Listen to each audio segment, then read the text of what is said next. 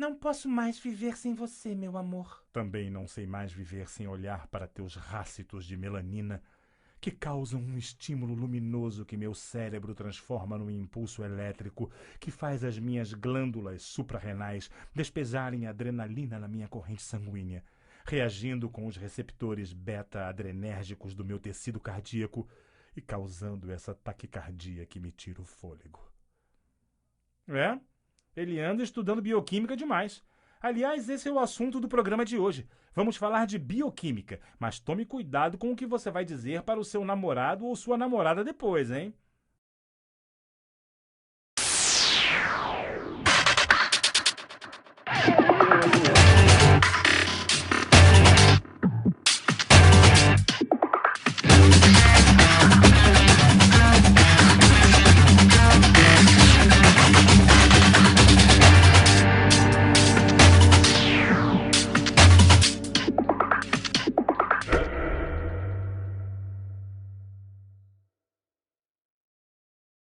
A bioquímica é uma ciência multidisciplinar que mistura aspectos da química e da biologia no estudo dos processos químicos em organismos vivos.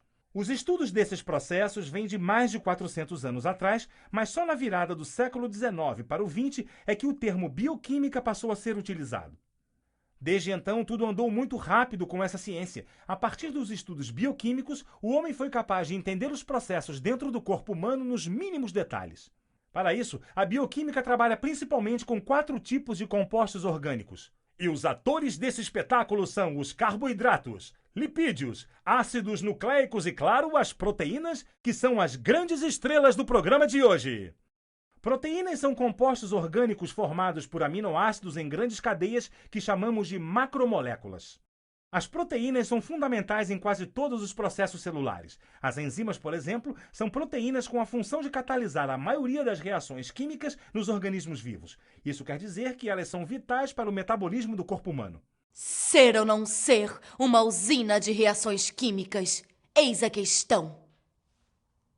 Mas peraí, quer dizer que eu enxergo, falo, como, sinto cheiro e ouço por causa de reações químicas? É por aí. Todas as ações do nosso organismo são comandadas pelo sistema nervoso através de impulsos elétricos e substâncias que chamamos de neurotransmissores. A energia necessária para a contração muscular é obtida através da oxidação de lipídios e carboidratos. E quem comanda tudo isso é o sistema nervoso. Essas reações produzem o ATP, ou adenosina trifosfato, que é uma enzima responsável pelo armazenamento de energia química dentro das células. O ATP é a moeda energética do metabolismo humano. O músculo mais importante do corpo é o coração, responsável por bombear o sangue através do sistema circulatório. O lado direito do coração coleta o sangue das veias, cheio de gás carbônico, e joga esse sangue para os pulmões. Nos pulmões, o oxigênio inspirado passa para o sangue através de um processo chamado difusão. E pelo mesmo processo, o gás carbônico deixa o sangue para ser expirado.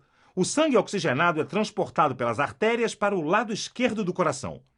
O coração, então, bombeia o sangue de volta para todos os órgãos e tecidos do corpo que usam o oxigênio para produzir energia, como vimos antes. Ok, mas se esses gases tão importantes são levados para lá e para cá pelo sangue, não é bom saber como acontece esse transporte? Com certeza, Kika. O sangue transporta substâncias necessárias para o metabolismo. No sangue encontramos outra proteína fundamental para o corpo, que é a hemoglobina. A hemoglobina é uma grande molécula que contém ferro.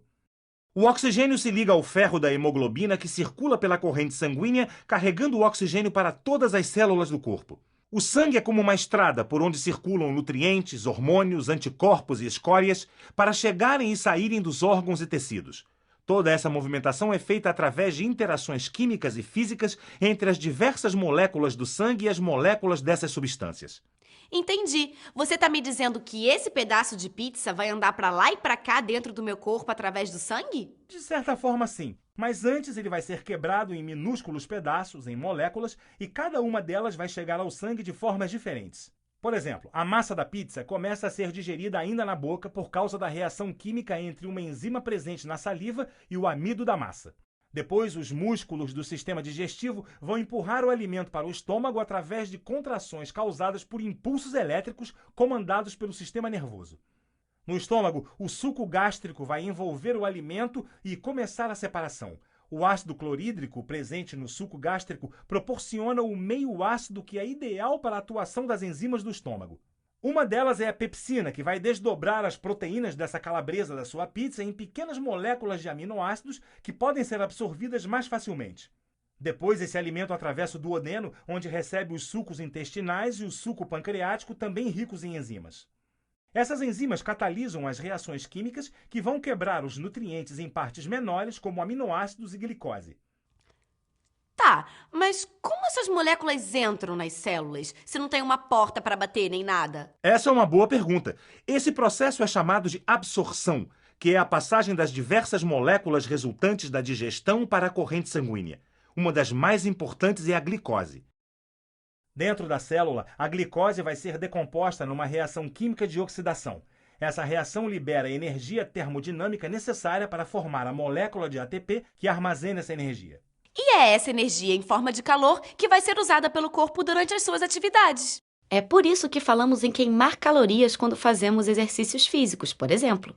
E tudo isso porque a glicose entra de penetra na festa. É isso mesmo. E a proteína que dá carona para a glicose é a insulina, um hormônio produzido pelo pâncreas. Quando a produção de insulina é normal, a glicose entra nas células e é consumida na produção de energia. Quando o corpo não consegue produzir insulina suficiente, a glicose começa a acumular na corrente sanguínea, causando a doença conhecida como diabetes, que é crônica e não tem cura. Mas quanto mais cientistas e médicos se aprofundam nas questões fisiológicas e nos processos bioquímicos, maiores são as chances de se encontrar tratamento para as mais diversas doenças, como o diabetes. Essa história de sangue assim, glicose assado, me fez perder a vontade de comer pizza. Mas me deixou super curiosa. Deve dar para fazer muita coisa com esse conhecimento todo, né? Realmente, o conhecimento dos processos bioquímicos promoveu um avanço extraordinário na ciência, principalmente na medicina.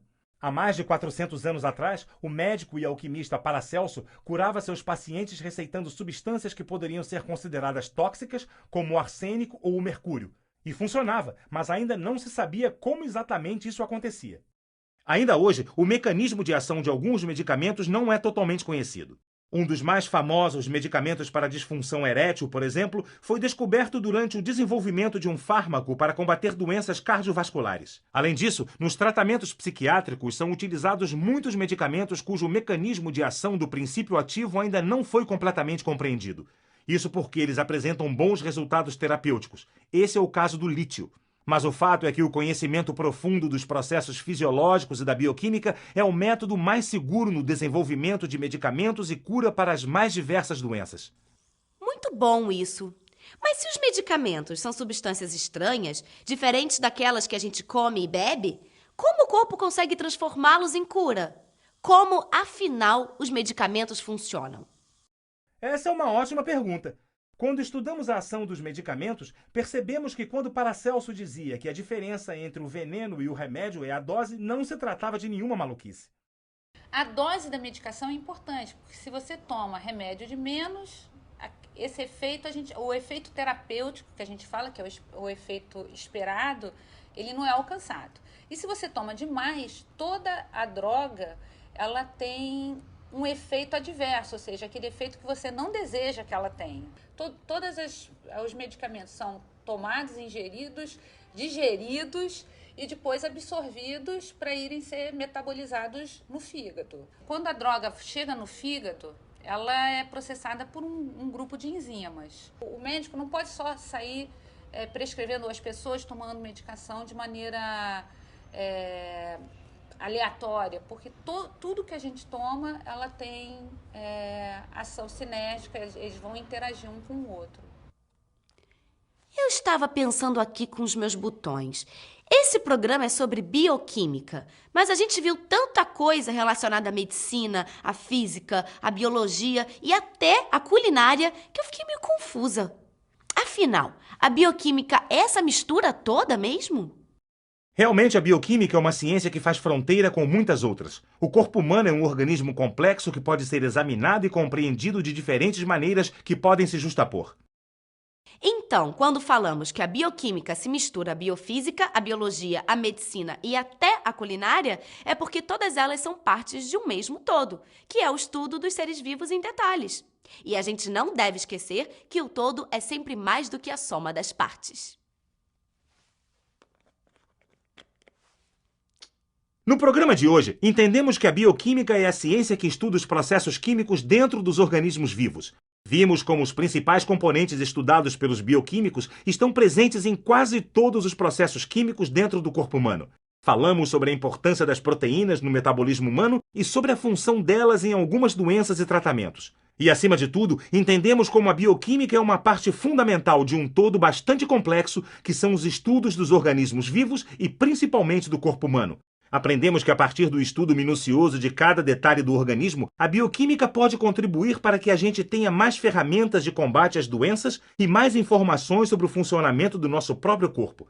Isso significa uma vida cada vez mais saudável.